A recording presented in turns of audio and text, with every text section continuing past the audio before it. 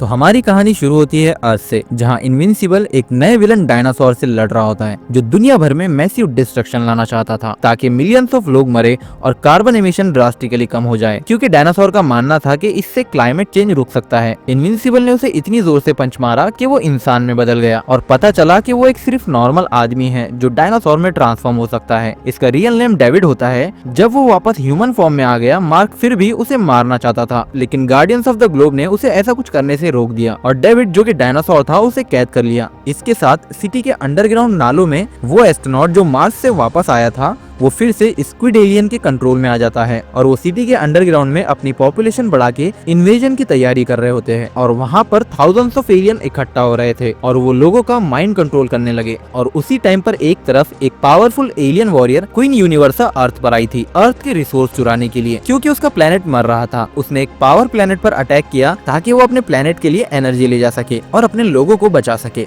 Invincible और atom ewe ने उसे रोकने की कोशिश की। इस बीच स्क्विड ने भी सरफेस पर अटैक कर दिया। गार्डियंस ऑफ द ग्लोब को भेजा गया सिचुएशन को हैंडल करने के लिए। रोबोट ने स्पेशल ब्रेसलेट बनाए जो माइंड कंट्रोल को कुछ सेकंड के लिए डिस्टर्ब कर पाए। यूनिवर्सा ने अपने स्टाफ का यूज किया इनविंसिबल को शॉक देने के लिए। बेसिकली यूनिवर्सा के पास एक ऐसा स्टाफ होता है जिसके अंदर उसकी सारी एनर्जी होती है और वो अपने स्टाफ से जबरदस्त एनर्जी ब्लास्ट कर सकती है और एनर्जी अटैक कर सकती है। लेकिन ईव पीछे से पंच मारकर इनविंसिबल को बचा लेती है। लेकिन ईव जब से डेथ से वापस आई है उसकी पावर ठीक से काम नहीं कर रही। इनविंसिबल ने यूनिवर्सा से उसका स्टाफ छीना और उसे बहुत ही जबरदस्त शॉक लगा और शॉक लगने के बाद वो बेहोश हो गया। फिर ईव ने यूनिवर्सा को एक सॉलिड पंच मारा और उसे हरा दिया। बेसिकली यूनिवर्सा की सारी पावर उस स्टाफ में थी और जैसे ही यूनिवर्सा के पास से वो स्टाफ चला गया वो टोटली डिफेंसलेस हो गई। फिर इनविंसिबल दूसरे अटैक की तरफ गया और स्क्विड के लीडर को उठा के दूसरे एलियन के बीच दे मारा। बाकी हीरोज ने ब्रेसलेट का यूज करके लोगों को बचाया, लेकिन स्क्विड बहुत ही ज्यादा थे। आखिर में मार्क ने अपने आप पर कंट्रोल खो दिया और वो एस्ट्रोनॉट को मार दिया जिससे वो स्क्विड लिंक था। उसने उसका सर धड़ से उखाड़ दिया और ये देख के सारे हीरोज शॉक हो गए, क्योंकि कुछ भी हो लेकिन वो एक इंसान था जिसके ऊपर एलियन का कंट्रोल था। तो एस्ट्रोनॉट के मरते ही सारे स्क्विड का लिंक कट गया। रोबोट शॉक था कि मार्क ने एक इनोसेंट को कैसे मार दिया और मार्क को इसका बाद में बहुत ही रिग्रेट भी हुआ। रात में मार्क ने ईव से बात की कि अब वो किसी को मारना नहीं चाहता, उसे ये सब पसंद नहीं आता और वो सही काम करना चाहता है। और तभी शॉकिंगली ओमनी मैन और एलन आ गए और उसे कहा कि उन्हें उसकी जरूरत है आने वाली वॉर में। फिर चैप्टर 14 स्टार्ट होता है जहाँ हीरोज फ्लैक्सन आर्मी से लड़ रहे होते हैं। ये बेसिकली फ्लैक्सन आर्मी का चौथी बार है जब वो अर्थ पर अटैक कर रहे हैं। इस बार उन एलियन ने अपने साथ बड़े बड़े टैंक्स लाए जिसमें एजिंग टेक्नोलॉजी थी जो उन्हें अर्थ से होने वाले एजिंग इफेक्ट को कम करने में मदद करता। लेकिन रोबोट ने ये स्पॉट कर लिया और सबको बोला कि टैंक्स डिस्ट्रॉय कर दो। धीरे धीरे हीरोज ने सारे टैंक्स डिस्ट्रॉय कर दिए और एलियन फिर से ओल्ड होने लगे और उनके पास भागने के अलावा कोई चारा नहीं बचा और वो अपने डायमेंशन में वापस जाने लगे। लेकिन रोबोट ने कहा कि अगर हम इन्हें अंदर से खत्म नहीं करेंगे तो ये कभी खत्म ही नहीं होगा, ये फिर से अटैक करेंगे और ज्यादा अपग्रेडेड टेक्नोलॉजी के साथ। और ऐसा कह के वो और मॉन्स्टर गर्ल उन पोर्टल्स में चले गए जो उनके जाते से ही बंद हो गया और इसी के साथ उनका इन्वेजन भी खत्म हो गया और वो एक और बार हार गए। इस वक्त ओमनी मैन और एलन टेक जैकेट को ढूंढने गए ताकि वो भी उनका विल्ट्रोमाइट्स वॉर में साथ दे। नोलन आखिरकार घर आता है डेबी से मिलने। उसने डेबी से कहा कि जब वो जेल में था तो वो हमेशा उसके बारे में सोचता था। उसने माफी मांगी, लेकिन डेबी ने कहा कि शायद वो उसे कभी माफ नहीं करेगी और अपने मार्क ने ईव के साथ रात गुजारी, ये सोचकर कि शायद वो उनका ये आखिरी वक्त हो। तो चैनल को सब्सक्राइब कर लो क्योंकि वार अभी खत्म नहीं हुई है।